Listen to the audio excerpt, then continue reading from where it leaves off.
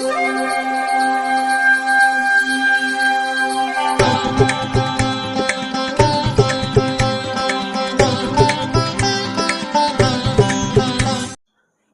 வசந்த காலம் YouTube channel வாயிலாக ஜோதிடர் சண்முகப்பிரியன், சென்னை அடையார்லேருந்து.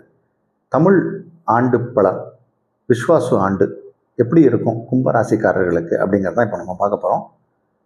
இப்போ இந்த ஆண்டு பலன் அப்படிங்கிறது அந்த ஆண்டில் வரக்கூடிய மேஜர் கிரகமான, அதாவது வருடக்கோள்கள்னு சொல்லக்கூடிய ராகு கேது பயிற்சி, குரு பயிற்சி, சனி பயிற்சி, இதை வச்சு தான் பலன் நம்ம சொல்லுவோம். இந்த ஆண்டு 3 கிரகங்களுடைய பயிற்சியுமே இருக்கு. அதில் 13 சித்திரை 13 26/4/2025 அன்று ராகு கேதுக்களோட பயிற்சி இருக்கு. இது காலம் வரைக்கும் கன்னியில் இருந்த கேது சிம்மத்துக்கு வருகிறார்.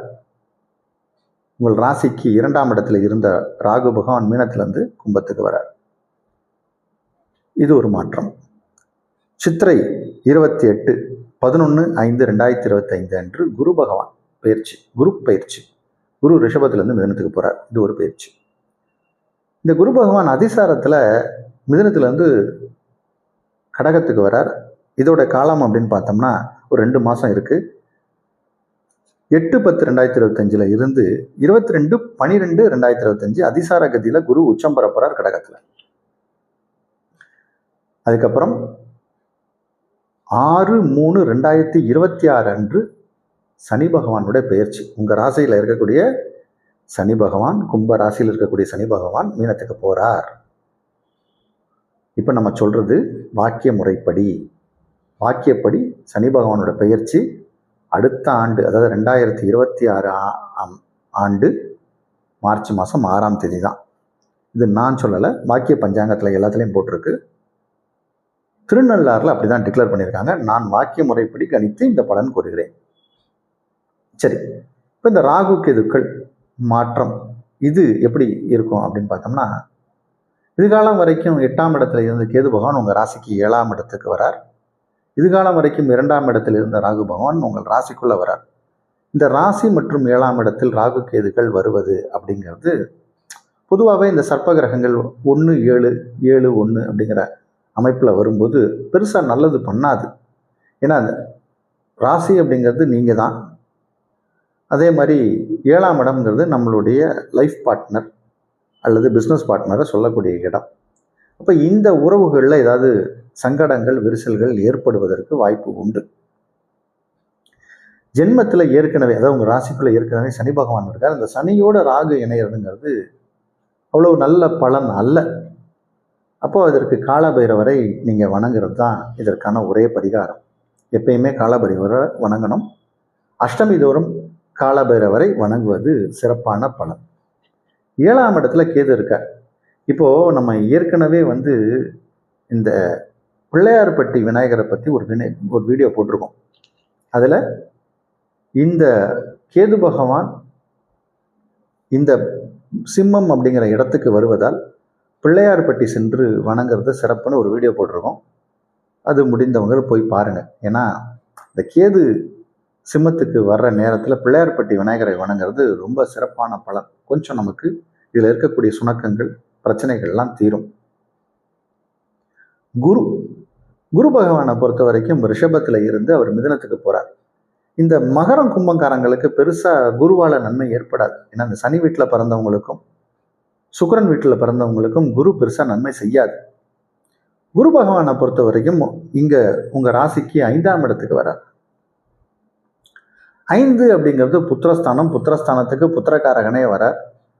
அப்போ புத்திர சோகம் ஏற்படுத்துமானா புத்திர சோகம்லாம் ஏற்படுத்தாது. அது நன்மையான விஷயம்தான்.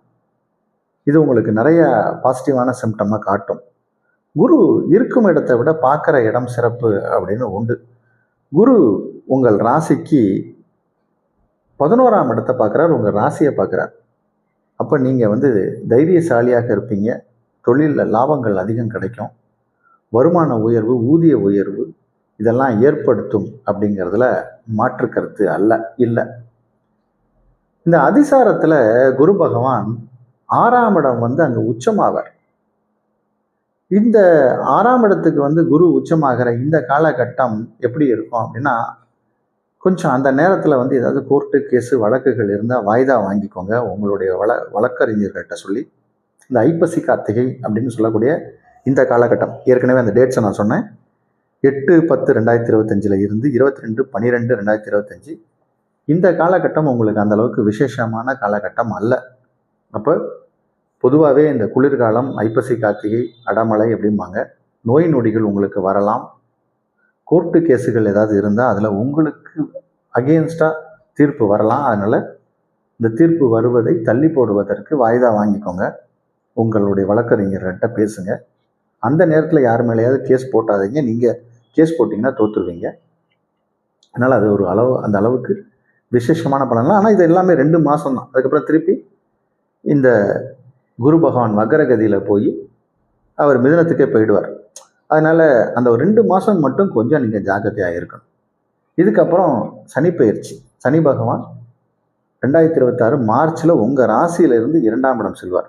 ராசிக்குள்ள சனி பகவான் உங்கள் ராசி அதிபதியாகவே இருந்தாலும் ராசிக்குள் சனி பகவான் இருப்பது 7.5 சனி அப்படின்ற அமைப்பு தான். அப்போ உங்கள் ராசிக்கு 2ஆம் இடம் சென்று அங்கே 2.5 வருடம் இருந்து 7.5 சனி அப்படிங்கிற அந்த அமைப்பில் தான் இருக்க போகிறார். 2ஆம் இடத்தில் சனி இருந்து அவர் அந்த விதத்தில் இருந்து அவர் என்னென்னலாம் பலன் பண்ணுவார் அப்படிங்கிறத நம்ம சனி பயிற்சியோட காலகட்டம் வரும்போது விரிவாக பார்ப்போம். ஆனால் இந்த ராசிக்குள்ள ராகுவோட சனி பகவானும் அங்கே இருந்து குரு பார்வையால் நீங்கள் தப்பிச்சிருவீங்க. பெருசாக பாதிப்பு ஏற்படுத்தாது அப்படிங்கிறதுல இது ஒரு திண்ணமான கருத்து. ஆனால் இந்த மகரம் கும்ப ராசிக்காரங்களுக்கு பொதுவாக இப்போ இந்த விஸ்வாச வருஷு அந்த அளவுக்கு ஒரு பிரமாதமான அமைப்பாக இருப்பதாக தெரியல. கொஞ்சம் மத்தியம பலன் தான். உங்கள் பிறவி ஜாதகம் வலுத்து நல்ல தசாபுத்திகள் நடக்கும் சமயத்தில் உங்களுக்கு பெருசாக இன்னல்கள் வராது. உங்களுடைய இஷ்ட தெய்வம், குலதெய்வம், வழிபாட்டு தெய்வத்தை வணங்குவதே சிறப்பான பலன். கற்பக விநாயகரை வணங்குங்க. பிள்ளையார்பட்டி கற்பக விநாயகரை வணங்குங்க. கால பைரவரை வணங்குங்க. இதெல்லாமே சிறப்பான பலனை செய்யும்.